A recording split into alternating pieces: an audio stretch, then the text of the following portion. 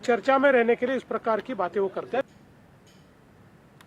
सहकारातून समृद्धीच्या दिशेनं केंद्र सरकारनं आणखी एक पाऊल टाकलं आहे।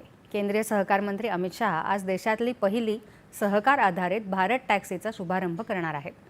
देशातील सहकार क्षेत्राला बळकट करण्यासाठी आणि सर्वसमावेशक तसंच नागरी केंद्रित परिवहन उपाययोजनांना चालना देण्यासाठी हे महत्त्वपूर्ण पाऊल ठरेल, असं सहकार मंत्रालयानं म्हटलं आहे।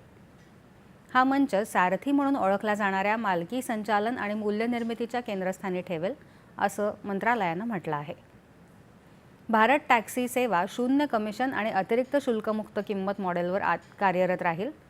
यामध्ये नफ्याचा थेट लाभ चालकांना मिळणार आहे। भारत टॅक्सी आरोग्य विमा, अपघात विमा, सेवानिवृत्ती बचत आणि समर्पित चालक समर्थन प्रणालीद्वारे सारथींच्या सामाजिक सुरक्षेला प्राधान्य देईल, असंही मंत्रालयानं म्हटलं आहे। बाईक दीदी सारखे उपक्रमही राबवले जात आहेत। या अंतर्गत आतापर्यंत 150हून अधिक महिला चालक भारत टॅक्सीमध्ये सहभागी झाल्या आहेत। केंद्रीय नागरी विमान वाहतूक मंत्री राममोहन नायडू यांनी काल